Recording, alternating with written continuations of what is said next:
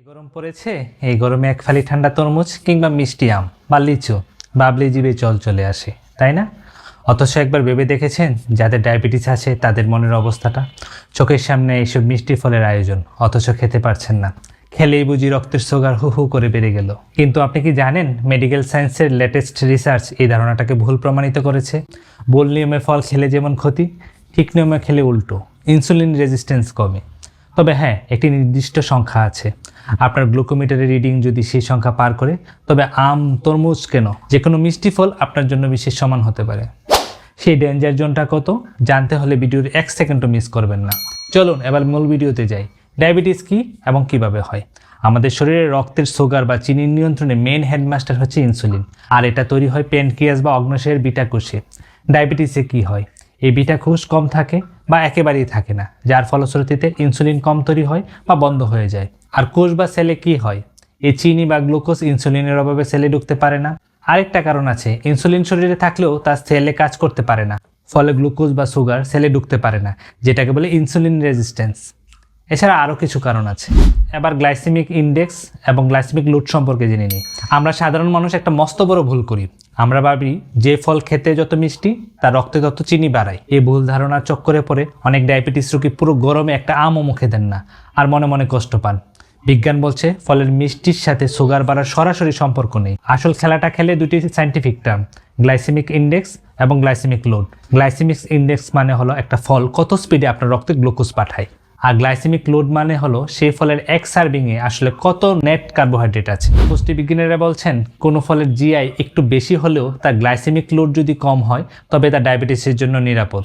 চলুন গরমের এসব ফল সম্পর্কে জেনে নিই। প্রথমেই ধরুন ফলের রাজা আম। আমের গ্লাইসেমিক ইনডেক্স হলো 51 থেকে 56, যা পুষ্টিবিজ্ঞানের ভাষায় মিডিয়াম বা মাঝারি। তার মানে আম রক্তে খুব দ্রুত সুগার ছড়ায় না। তার উপর আমের মধ্যে রয়েছে ম্যাঙ্গেফেরিন নামক এক বিশেষ পলিফেনল এবং প্রচুর পরিমাণে দ্রবণীয় ফাইবার। ক্লিনিক্যাল স্টাডিতে দেখা গেছে এই ম্যাঙ্গেফেরিন আমাদের শরীরে ইনসুলিন সেন্সিটিভিটি বাড়াতে সাহায্য করে। তাহলে সমস্যা কোথায়? সমস্যা হলো আমাদের লোভের জায়গায়। আপনি যদি একসাথে বসে 2-3টা ল্যাংড়া বা হিমসাগর আম সাবার করে দেন, তবে সুগার অবশ্যই বাড়বে। কিন্তু আপনি যদি বুদ্ধি খাটান, একটা মাঝারি সাইজের আমের 100 থেকে 150 গ্রাম বা হাফ কাপ একটু নিয়ম করে সঠিক সময়ে খান, তবে আপনার সুগারের গ্রাফ একদম সোজা থাকবে, যা আমি একটু পরে আলোচনা করছি। এবার আসুন লিচু সম্পর্কে জানি। লিচুর গ্লাইসেমিক ইনডেক্স প্রায় 50 থেকে 60, যা মাঝারি রেঞ্জের, কিন্তু গ্লাইসেমিক লোড কিছুটা কম। তাই দিনে সর্বোচ্চ 2 থেকে 3টা খেতে পারেন যদি সুগার নিয়ন্ত্রণে থাকে। এছাড়া এতে ভিটামিন সি, অ্যান্টিঅক্সিডেন্ট ও কিছু পলিফেনল থাকে, যা শরীরের অক্সিডেটিভ স্ট্রেস কমায়। এবার আসি তরমুজে। তরমুজের গ্লাইসেমিক ইনডেক্স 72। অনেকে বলবে এটা হাই জিআই ফল, খাওয়া যাবে না। কিন্তু এখানে টুইস্ট, তরমুজের 92% হলো পানি, ফলে এর গ্লাইসেমিক লোড মাত্র 4 থেকে 5, যা অত্যন্ত কম। এর মানে দাঁড়ায় তরমুজ রক্তে সামান্য সুগার বাড়ালেও খুব দ্রুত মিলিয়ে যায় এবং শরীরে কোনো ক্ষতি করে না। গরমে শরীরকে হাইড্রেট রাখতে এবং কিডনি ভালো রাখতে ডায়াবেটিস রোগীরা দিনে 1 কাপ বা 100 থেকে 150 গ্রাম কাটা তরমুজ অনায়াসে খেতে পারেন। তবে সাবধান, তরমুজের জুস বা স্মুদি বানিয়ে খাবেন না, চিবিয়ে খান, কারণ জুস করলেই ফাইবার নষ্ট হয়ে সুগার স্পাইক করবে। আর কালো জাম, এটা তো ডায়াবেটিসের জন্য প্রকৃতির দেওয়া ইনসুলিন। এর জিআই মাত্র 25। এর মধ্যে থাকা জাম্বোলিন নামক গ্লুকোসাইড আমাদের শরীরের স্টার্চকে চিনিতে রূপান্তরিত হতে দেয় না। তাই প্রতিদিন 1 কাপ কালো জাম আপনার সুগার উল্টো নিয়ন্ত্রণে রাখবে। আর যদি পাকা কাঁঠাল খেতে চান, তবে লোভ সংবরণ করে দিনে মাত্র 3 থেকে 4 কোয়ার মধ্যে সীমাবদ্ধ থাকুন, এর বেশি নয়।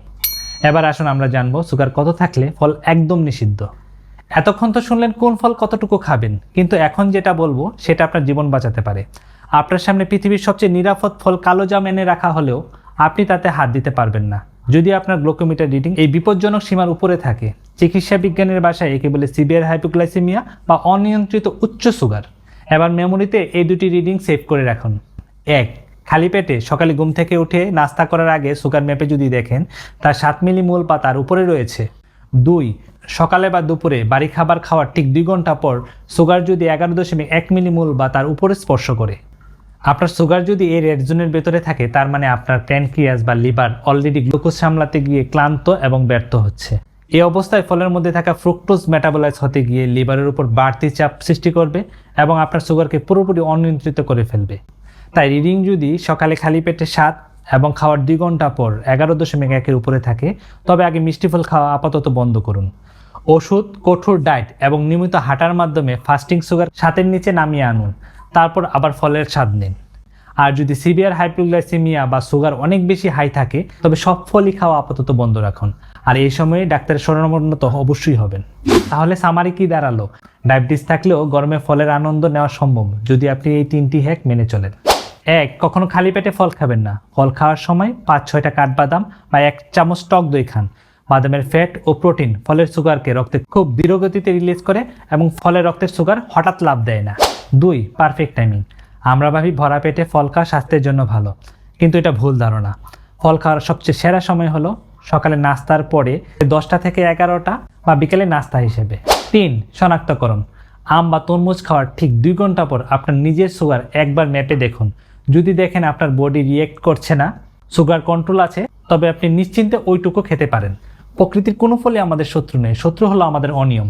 ভিডিওর তথ্যগুলো জীবন রক্ষাকারী মনে হলে এখনই লাইক দিন এবং আপনার ডায়াবেটিক ফ্রেন্ডস ও ফ্যামিলির সাথে শেয়ার করে তাদের ভয় দূর করুন। সুস্থ থাকুন, বিজ্ঞানসম্মত জীবনযাপন করুন। দেখা হবে আগামী ভিডিওতে। Take care.